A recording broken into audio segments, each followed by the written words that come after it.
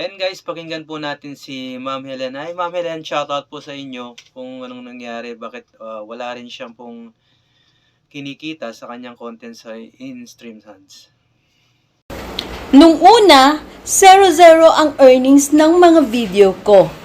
Pero nung napaglaruan ko na, umandar ang earnings ng mga video ko. Hello mga Mars at mga Pars! Isa ka ba sa nagtataka kung bakit naging 0 earnings yung mga videos mo? Well, appear kasi iisa na rin ako doon. Noong una, akala ko ako lang ang may problema sa aking mga videos kung bakit naging 0 earnings ako. Pero nung nabasa ko na ang conversation sa aming group chat, hindi lang ako nag-iisa, sama-sama na tayo. At meron doon nagsasabing baka yung video mo ay nagka-commit ng violations. Kaya 0 earnings yun. Kaya ang dapat daw gawin, i-delete. Pero sa halip na i-delete ko yung aking mga videos na 0 earnings, nag-observe muna ako. At ito, i-share ko sa inyo ang aking observation. At paalala, hindi ikaw, ako, o ang mga small content creator lang ang namomroblema. Problema rin ngayon ng mga big content creator. Isa na nagreklamo dito si Team Langga dahil bumaba talaga ang earnings ng mga videos niya. Mantakin mo yon. Sa 500,000 views niya ay kumita lang siya ng $40. O di ba? Ang baba. So 4 days ago, doon ko na napansin na yung mga videos ko ay naging 0 earnings.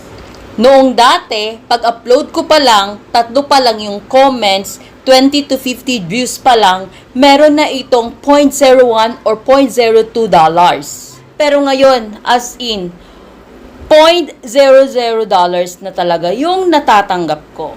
At hindi pa rin ako nang hinaan ng loob o nagkaroon ng desisyon na i-delete yung aking video. At sa halip, nag-upload ako ng bagong video. Nag-upload ako ng bagong video dun sa isa kong account. At kinaumagahan, nag-trending yun.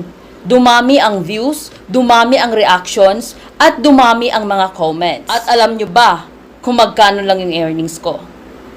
Pumatak lang siya ng $0.1. Nandun na yon sa 500 reactions, meron na itong 90 comments, at meron itong 10,000 views. Oh, mintakin nyo yun? $0.01 lang ang na-receive ko that time. Pero hindi pa rin ako napanghinaan ng loob. Nag-upload ako ulit ng isa pang video. At yun, ulit, 0 earnings ako. At para sa kaalaman ng lahat, kahit magpabi ka man ng views mo, ay hindi pa rin tataas ang earnings mo. Ganun pa rin ang earnings mo.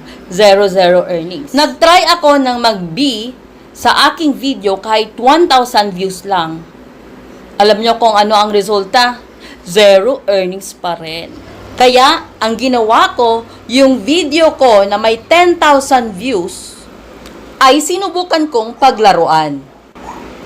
Alam nyo kung anong ginawa ko? Pinindot ko lang ang blue icon na boost dyan sa video ko at naiboost ko siya ng 1 day lang. At ang 1 day boost ko ay gumastos ako ng 65.77 pesos. At alam nyo kung ano nangyari sa video ko? Napansin ko, doon na nagsimula, tumaas ng tumaas ang aking earnings. Pero magkano lang yung tinaas niya? Centavos pa rin. At nung nakumpleto ang isang araw, nakita ko ang earnings ko ay pumatak lang ng $0.80. Oh, di ba lugi pa rin tayo? Kasi magkano lang yung $1? Tapos magkano yung naigastos ko para i-boost? Pero, the good thing is, umandar ang earnings ko sa video na yon. Hindi siya naging 0. At ito pa yung napansin ko. Every 500 views ay magkakaroon ka lang ng $0.01. Kaya, sa mga nagtataka dyan kung bakit bumaba ang inyong earnings o naging 0 ang earnings ng iyong video, wag na kayong magtaka. Dahil yan sa bagong update ni Meta, simula noong March 16. At para sa mga nagbabalak na mag-delete ng video dahil napansin ninyo na 0 earnings ang video nyo, sabihin ko sa inyo, wag na wag nyong i-delete yan. Sa halip, mag-upload at mag-upload pa rin kayo ng video kagaya ko. Unang-una, sabi ko mag-stop na ako ng pag-Facebook o pag-upload ng video ko. Pero, sa halip, ginawa ko lang itong libangan. Kaya, keep uploading lang ng mga videos nyo. Baka isang araw, mag-trending yan at aabot ng million views. Isa na rin ako sa nangangarap ng million views. Kaya, never give up tayo. So, paano mga Mars at mga Pars? Hanggang dito na lang muna at kita-kits tayo sa mga next kong video. At lagi akong nagpapaalala, never give up. Ang importante, buhi.